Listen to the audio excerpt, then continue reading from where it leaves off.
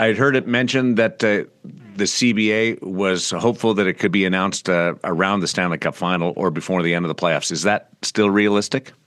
I mean, if you had to, take a shot in the dark, that's possible.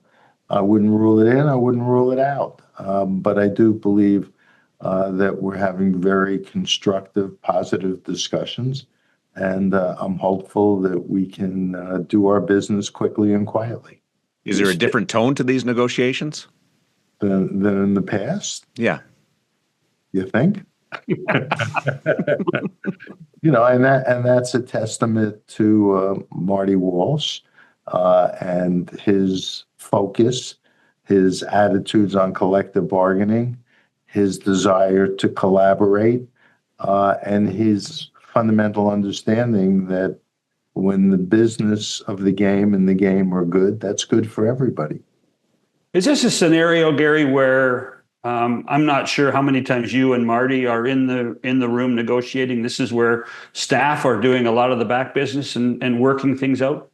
No, it's really small teams that include, among others, but Bill Daly and me, and Ron Hainsey and Marty, and to the extent necessary, we may have other groups interact. We each have lawyers, but at the end of the day, I think it's collective bargaining, but we're doing it in a collaborative, constructive way. And when you have a sophisticated, smart, committed partner on the other side, it's a much different process than if from day one it starts as an adversarial process over who can win and who's going to lose.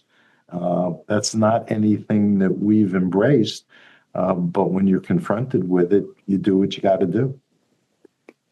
The PA doesn't have to approve expansion, but is that part of the conversation as you work through a new CBA of possibilities there?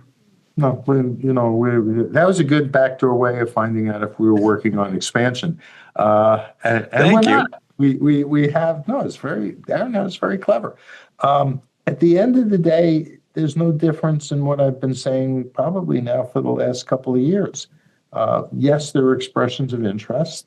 When somebody is ready to check all the boxes and put it all together, and I'll re-describe the boxes if you want, I'll have the board take a look at it. We're not committed to expansion, and we're certainly not committed to the type of process that I think some people would expect, where you say, okay, everybody who's interested, submit an application by X date and we'll decide. That's not what we're doing.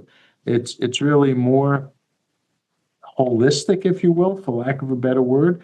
If somebody, decides they really want an expansion team, and they're a suitable owner in terms not just background, but has the resources to do it, that there's an arena or the prospect of an arena that's suitable for an NHL team, that the market is the right market, and we can demonstrate that it makes the league stronger, then those are the boxes that got checked. But in this day and age, building arenas or stadiums in any sport, buying teams in one of the four major sports has gotten increasingly expensive, and somebody would have to put the whole package together.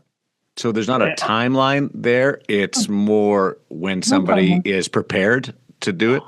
If somebody comes forward and said, okay, here's how I'm checking the boxes. I've got them all accounted for.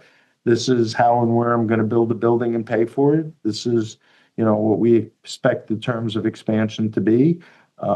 This is why this is a great market. This is why it's going to be good for the league.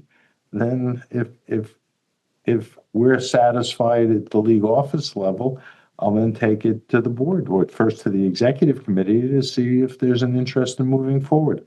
Nobody is committed, not that people are necessarily against it, but nobody's committed to doing expansion now or on any particular timetable. If it happens, great. If it doesn't, then it doesn't. 32 teams is working pretty well. Our franchises, all of them, have never been stronger, healthier, more supported by their communities. They all have terrific ownership. So we're in a good place in terms of franchises, which is why at 32 there need not be a commitment to do more, just the possibility. The concept of, and somebody explained this to me, the NHL is at a disadvantage in the United States because you're only in 25 markets. Actually, less. Okay. When you think of 3 and 2 in California and 3 in New York. Correct. How much of a concern is that when you talk about, well, you know, Keith Wachtel has to go out and sell this stuff? Yeah, but Keith has not had any trouble selling. I think we have 73 national sponsors, more than the other of the four major sports. It's not a problem.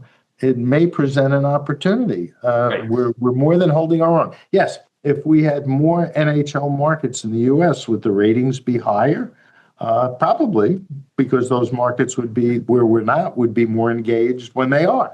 But again, we've been, we started, certainly in my lifetime, in 4 U.S. markets.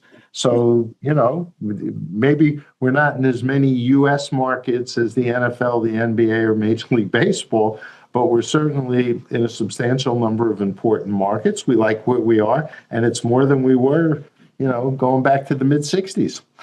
I'm not sure you ever, when you took over, expected to get to 32. But is there a max number? No. I never had an expectation one way or the other. I believe that this was a sport that was underappreciated and underrepresented, and that we could grow because there would be a lot of interest in being part of the NHL.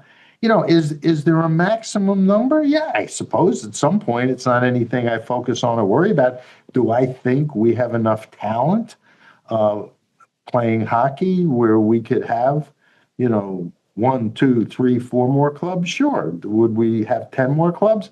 It's not something I've ever contemplated, and I don't think that's anything in our collective lifetimes the league would ever be confronted with deciding.